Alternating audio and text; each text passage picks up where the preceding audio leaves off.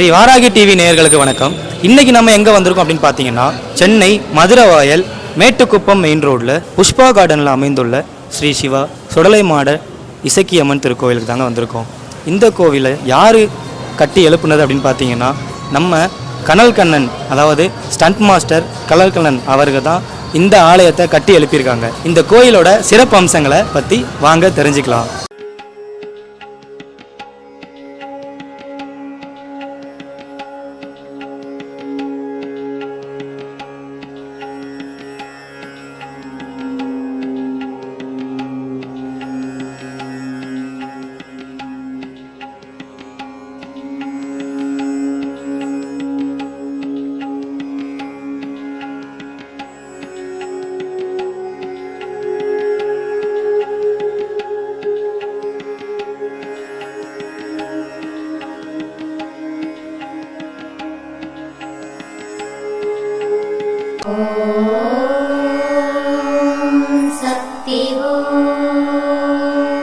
நினைச்ச காரியம் நடக்கும், நிறைய கூட்டம் வரும், ரொம்ப பிரமாதமா நல்லபடியா நடத்துதாங்க.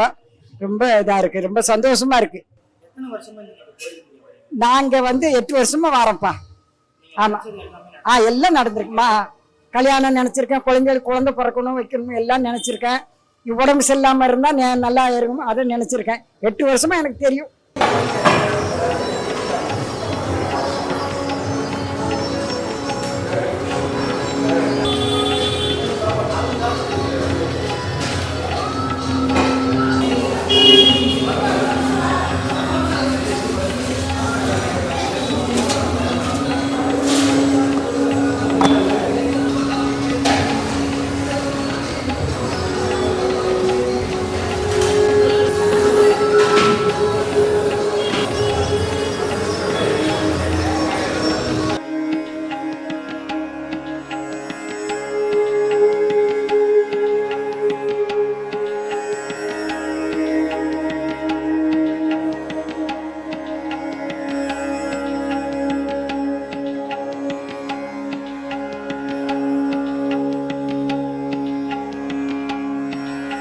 சிவ சுடலமாடை சுவாமி கோயில் இது மதுரவாயில் லொக்கேட் ஆகிருக்குது. இங்கே சுடலமாட சுவாமி, இசக்கியம்மன், கருப்பசாமி, முண்டன், பேச்சியம்மன் இருக்காங்க.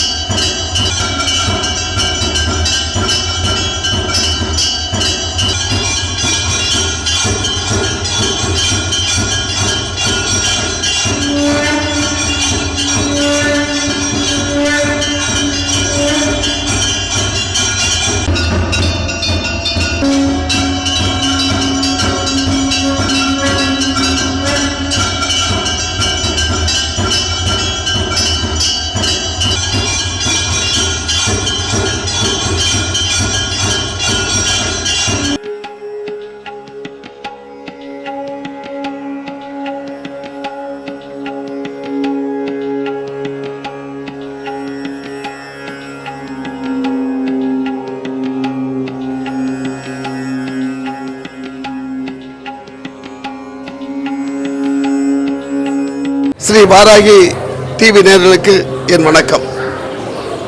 சிவசுடலமாட சுவாமி உங்களுக்கு தெரிஞ்சிருக்கும்.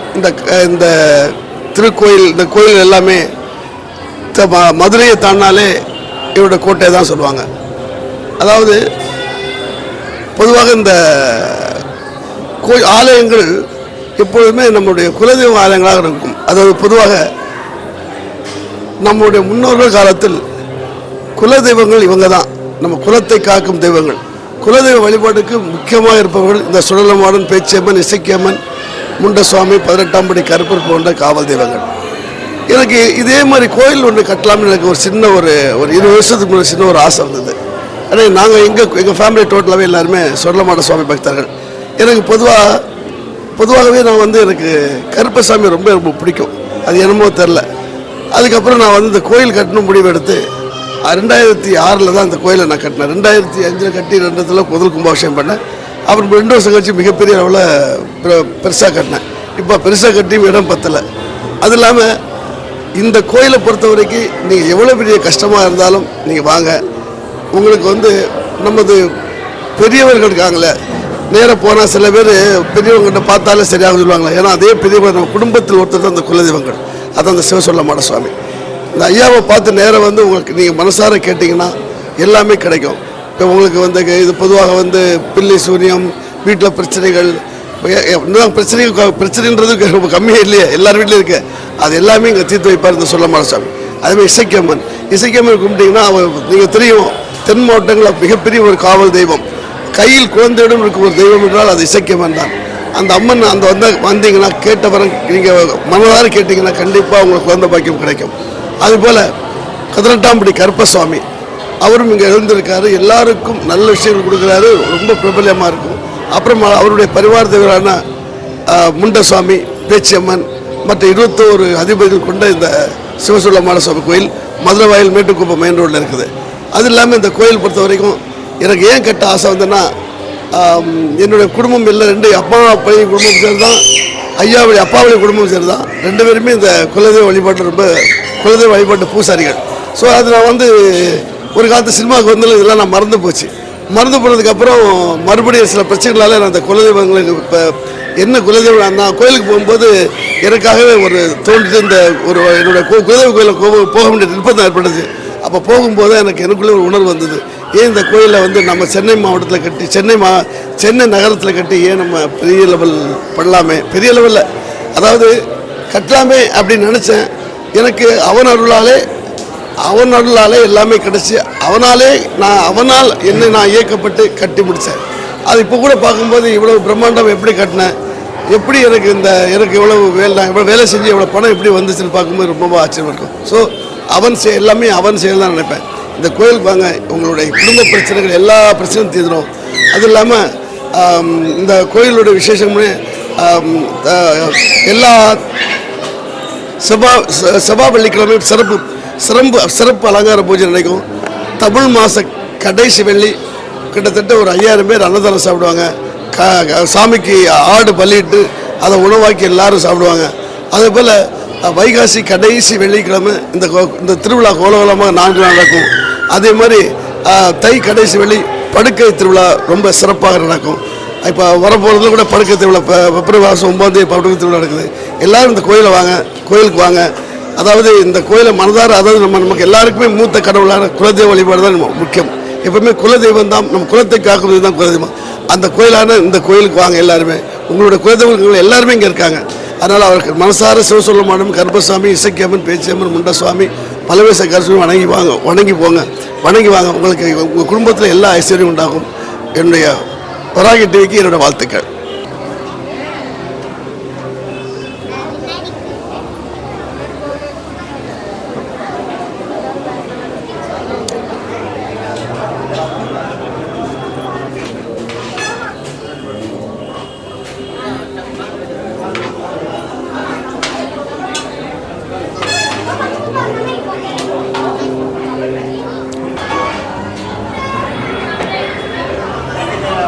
இந்த கோயில் எனக்கு ஒரு நண்பர் சொன்னார், இது மாதிரி இங்கே போய் வேண்டிங்கன்னா உங்களோட குறைகள் எல்லாம் தீரும், குடும்ப கஷ்டங்கள் அனைத்தும் நீங்கும். இது மாதிரி எந்த கோரிக்கை வச்சாலும் அந்த கருப்புசாமி வந்து இங்கே சுடலமாட சாமி கருப்புசாமி நிறைவேற்றி தராங்க. அதனால தான் நான் அந்த ஆலயத்துக்கு வெள்ளிக்கிழமை வந்துட்டுருக்கேன். இந்த கோயிலுக்கு 1 இயராக வந்துட்டுருக்கேன். எங்கள் வீட்டுக்காருக்காக தான் நான் வந்தேன்.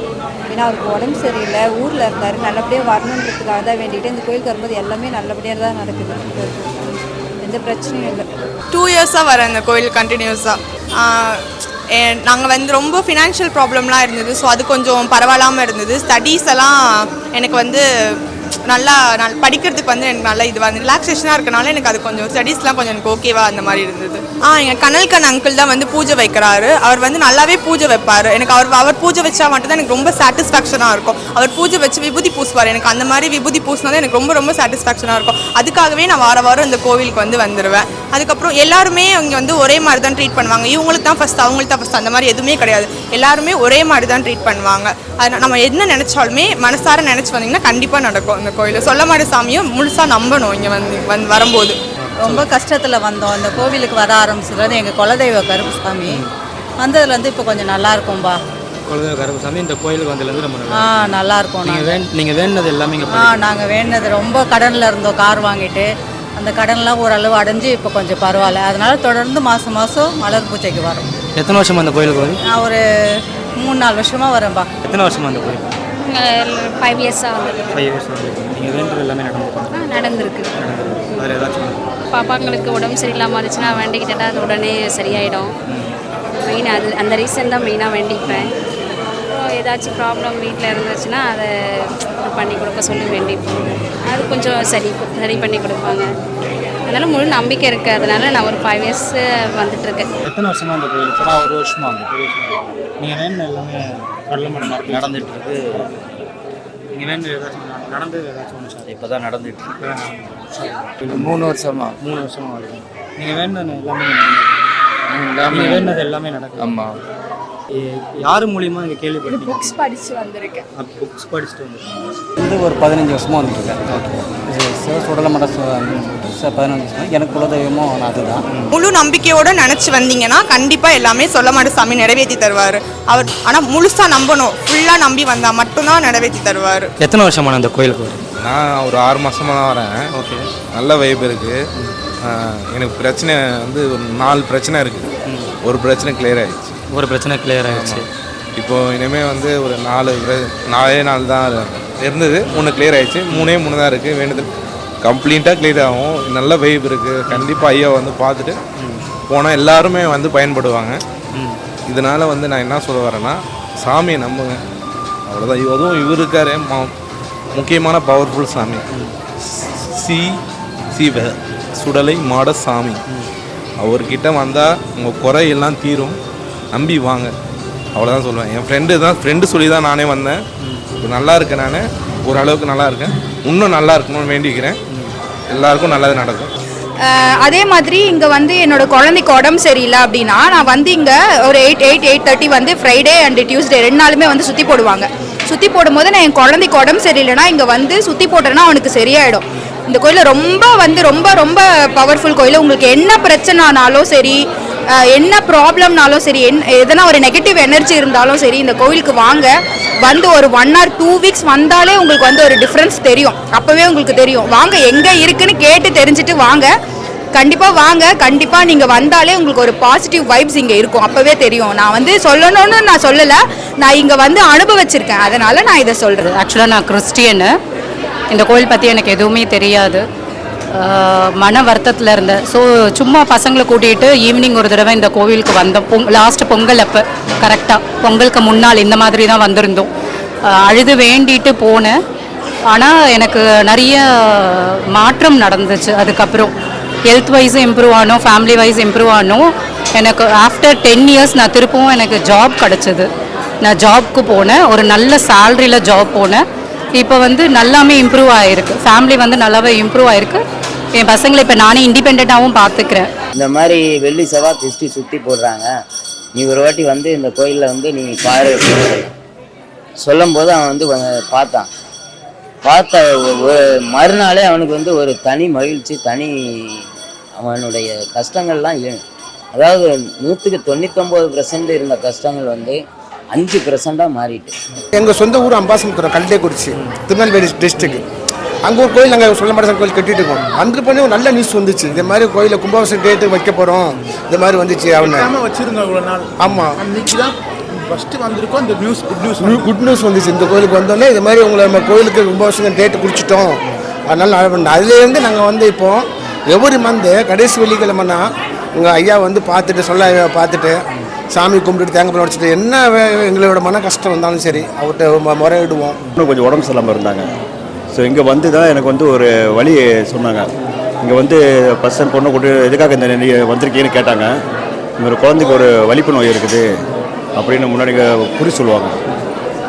நாங்கள் வந்து வந்ததும் ஒன்றும் தெரில, நின்னோம். நீ ஏன் நிற்கிற, தள்ளிப்போ அப்படின்னாங்க. நாங்கள் பண்ணும்போது இல்லைங்க பொண்ணுக்கு உடம்பு சரியில்லை அப்படின்னா, அப்படியா அங்கே போய் நெல் ஓரமாக இல்லைனாரு. அப்புறம் அந்த பூசாரி வந்து நேரம் இருக்கக்கூடிய கொடுப்போம், அவ்வளோ இருக்கக்கூடிய கூட்டி போய் முடி எடுத்து ஒரு பலி கொடுத்துன்னு நேரம் இங்கே வா, இங்கே வந்து பலி கொடு அப்படின்னாரு. அவர் சொன்ன மாதிரியே நாங்கள் குடும்பத்தோடு போயிட்டு வந்தோம். போயிட்டு வந்து இது வரைக்கும் வரல. அந்த வலிப்பு நோய்ங்கிறது அதோடய லாஸ்ட்டாக இருந்துச்சு. இதுக்கப்புறம் இதுவரை வராமல் இருக்குது. இந்த கோயிலுக்கு இப்போ நான் 2 வருஷமாக வந்துக்கிட்டு இருக்கேன். இந்த கோயில் வந்து இப்போ 18 வருஷம் இருக்குன்னு சொல்லியிருக்காங்க. ஆனால் அது வந்து எங்களுக்கு தெரியாது. என்னுடைய ஊர் வந்து தூத்துக்குடி தான், என்னுடைய குலதெய்வமும் இது தான். நான் சென்னைக்கு வந்து 25 வருஷம் ஆச்சு. ஆனால் எனக்கு இப்போ ஒரு 2 வருஷமாக தான் எனக்கு இந்த கோயில் தெரியும். இது தெரிஞ்சதுலேருந்து நான் வந்துக்கிட்டு தான் இருக்கேன். நிறைய கஷ்டம் இதெல்லாம் பட்டால் கூட எனக்கு இங்கே வந்தால் நம்ம ஒரு தகப்பன் வீட்டுக்கு வந்த மாதிரி. எவ்வளோ தான் நான் வந்து கஷ்டப்பட்டு வந்தாலும் மனசு கஷ்டமாக வருவேன். ஆனால் இங்கே வந்தோன்னே நான் போகும்போது நல்லா ஃப்ரீயாக போவேன். ஏதாவது நினச்சாலும் லேட்டாக நடக்கும், ஆனால் நல்ல விதமாகவே நடக்கும். நிறைய பேருக்கு இது தெரியாமல் இருக்குது இந்த கோயில் பற்றி. தெரிஞ்சவங்க கண்டிப்பாக வருவாங்க. முதல்ல வந்து கொஞ்சமாக வந்துட்டு இருந்தாங்க. இப்போது இதோட இதெல்லாம் தெரியவும் நிறைய பேர் வந்துக்கிட்டு இருக்காங்க. நான் ஒரு வழக்கறிஞர். நான் வந்து இயல்பாகவே கடவுள் நம்பிக்கை இல்லாமல் இருந்தேன். ஒன்ஸ் வந்து யூடியூப்பில் வந்து என் மனைவி வந்து இதை பார்த்து சொன்னாங்க.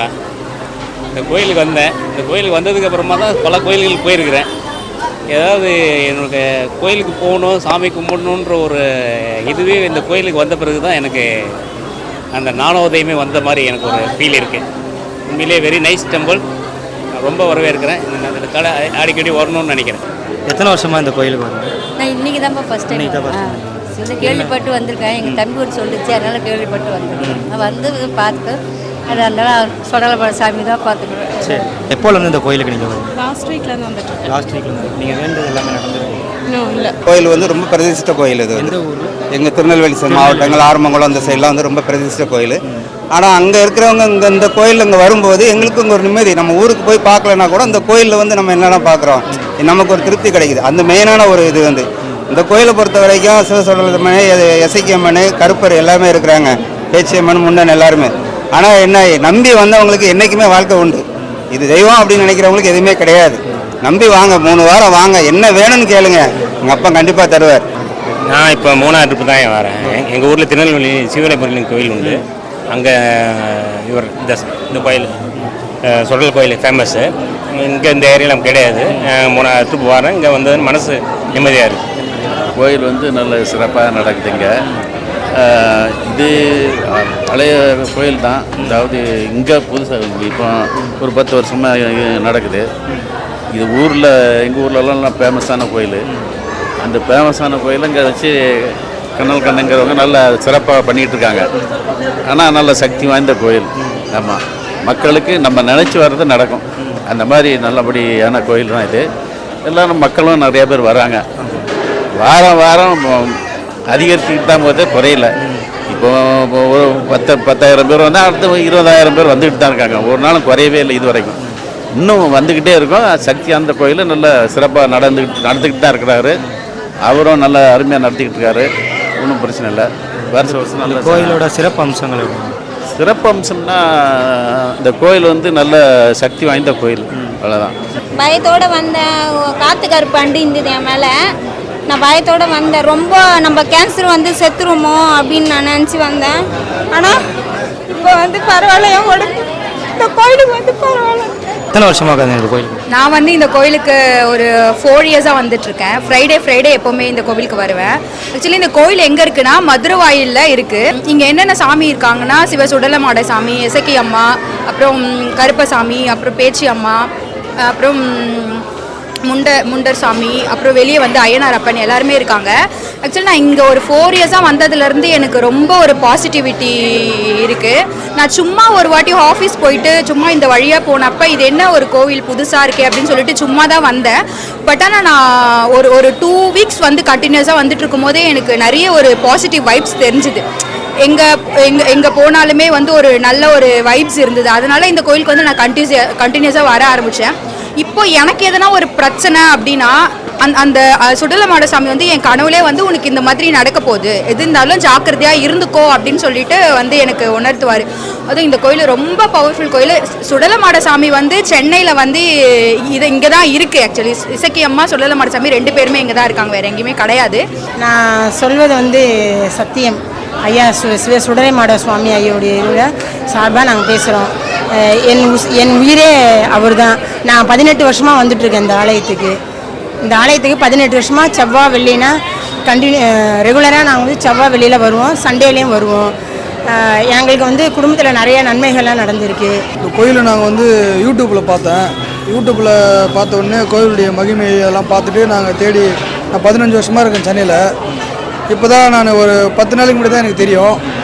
பார்த்த உடனே யூடியூப்பில் பார்த்த உடனே நான் ஒரு 5 நாளைக்கு முன்னாடி வந்துட்டு போனேன். வந்துட்டு தரிசனம் பண்ணிட்டு போனேன். எனக்கு ஒரு நல்ல ஒரு முக்கியமான ஒரு பிரச்சனைக்காக வந்தேன் நான். கொஞ்சம் இப்போதைக்கு அது பாசிட்டிவாக இருக்குதுங்க. வந்துட்டு போன பிறகு எனக்கு பாசிட்டிவான எனர்ஜி. அதனால் இப்போ உடனே வந்து நான் திரும்பி வரணும்னு பார்க்க இதுதான் நான் 2வது நாள் இந்த கோயிலுக்கு வர்றது. ஒரு பாசிட்டிவ் எனர்ஜி. ஒரு நாள் தான் வந்தேன், வந்த உடனே ஒரு பாசிட்டிவ் எனர்ஜி இருக்குது. நான் ஒரு வருஷத்துக்கு நெருக்கி வரேன் இதில். ஆனால் இந்த தெய்வத்திட்ட வந்து வணங்கின பிறகு குடும்பத்தில் ஒரு சமாதானம், ஒரு சந்தோஷம் இருக்குது. நினச்ச காரியம் நிறைவேறுது. மெயினாகவே நான் ஒரு வீடு விஷயத்துக்காக வந்தேன். என் மனசுக்குள்ள உண்டியில் காணிக்கையாக போடுறேன்னு சொல்லி ஐயா சொன்னார் பூசாரி. அவர் சொன்னபடி காணிக்கையாக வந்து முடிஞ்சு வச்சுருந்தேன். ஆனால் என் மனசுக்குள்ளே தான் அதை முடிஞ்சு வச்சுருந்தேன். அந்த ஆசை நிறைவேறிச்சு. இன்றைக்கி வந்து அவருக்கு அந்த காணிக்கை 101 ரூபா என்னுடைய காணிக்கையை நான் வந்து நானே என் பையனோட வந்து போட்டிருக்கிறோம். ஆனால் என்ன ஒரு காரியம் வந்தாலும் சமாதானமாக இருக்கும். எந்த குறையின் வரமோ அந்த குறைய அந்த சுடலாம் மாடன்னு வந்து நம்ம நிறைவேற்றுறோம். கோவிலுக்கு நான் ஒரு 10 வருஷமாக வந்துட்டுருக்கிறேன். ரொம்ப சக்தி வாய்ந்தவங்க. இப்போ ஒரு குழந்தை வர வேண்டி எத்தனையோ வருஷம் தம்பதிங்கெல்லாம் தவிச்சிக்கிட்டு இருப்பாங்க. அப்பாவை பார்த்து எனக்கு குழந்தை பாக்கியம் கொடுப்பா அப்படின்னு சொல்லிட்டு மனமுருகி நம்ம வேண்டிக்கிட்டாலே போதும், அடுத்த மாதமே அவங்க கன்சீவ் ஆகிடுவாங்க. இதெல்லாம் நான் அனுபவபூர்வமாக உணர்ந்திருக்கேன். ஏன்னா எனக்கு 2 பிள்ளைங்களுமா அந்த அப்பா தான் எனக்கு கொடுத்தாங்க. அப்பா வந்து எப்படின்னா நம்ம வீட்டில் ஒரு பெரிய ஆளுங்க இருந்து நம்மளை வழி நடத்தினா எப்படி இருக்கும், அது மாதிரி அவங்க நம்ம காவல் தெய்வம் எப்படி சொல்கிறது, எனக்கு அப்பா பெத்த அப்பா அவர். அதே சமயத்தில் எனக்கு உடம்பு முடியலன்னும் போது வந்தபோது அது ரெடி ஆச்சு. அதே போல் நம்ம கேட்க வேண்டியது கேட்டோம்னா கண்டிப்பாக கிடைக்குது. சூனியம் பம்பு காற்று கருப்பு யாவல் இந்த மாதிரி விஷயம்லாம் கொஞ்சம் விலகி போகுது. தொழில் ரீதியாக நல்லா இருக்குது. தொழில் நல்லா இருக்குது. எனக்கு நல்லா தொழில் நல்லா இருக்குது. நிம்மதியான வாழ்க்கை வந்து சுடலமாட நிம்மதியான வாழ்க்கை நிம்மதியான தெய்வம் கேட்டது கண்டிப்பாக கிடைக்கிறார், கண்டிப்பாக கொடுக்குறாரு. பட் இன்னொன்று சிறப்பு வந்து நம்ம கருப்பர் இருக்கிறார், அது இன்னும் ரொம்ப சிறப்பு. இதில் உட்காந்து பணிஞ்சு உட்காந்து கேட்டிங்கன்னா ஆல்ரெடி நீங்கள் என்ன நினைக்கிறீங்களோ அது கண்டிப்பாக கிடைக்கும்.